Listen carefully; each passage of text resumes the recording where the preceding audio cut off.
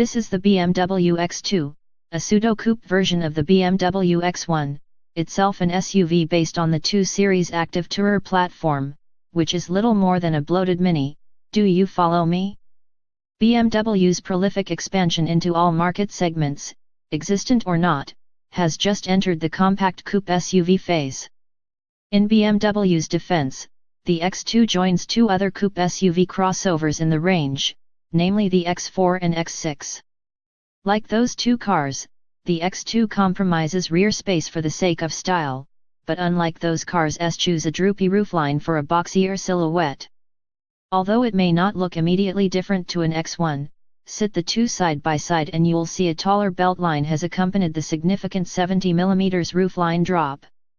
The overhangs have also shrunk, giving the X2 a more aggressive wheel at each corner stance. Most of BMW's trademark design features have remained, only with a new spin, such as the downturned trapezoidal kidney grille and barely recognizable Hofmeister kink.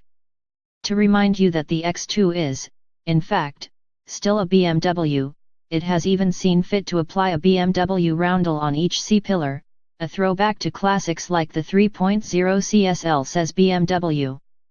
Powertrains will mimic the X1, starting with a 138 bhp 1.5-litre 3-cylinder S-Drive 18i and eventually topping out with the 227 bhp 2-litre twin-turbo diesel X-Drive 25D. All-wheel drive is available on selected models, as is an 8-speed automatic transmission, or 7-speed dual clutch on front-drive petrol models. BMW will also be introducing a new spec level on the X2 called M Sport X. On top of the usual road-biased M Sport styling tweaks, the M Sport X swaps out the body-colored wheel arch trim and sills for contrasting grey units as was seen on the X2 concept.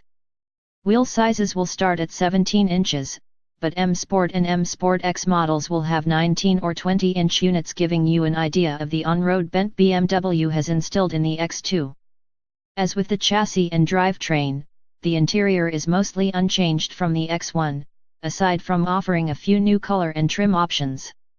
The basic dash design is ergonomic and practical, although it still lacks the edge of even mainstream rival offerings like the Peugeot 3008. The iDrive infotainment system is still top-notch though, only really rivaled by Audi's MMI system as used in the Q2. We expect the lower center of gravity to also aid the X2's driving experience, and if the X1 is anything to go by, could be the most sorted handling compact SUV when launched.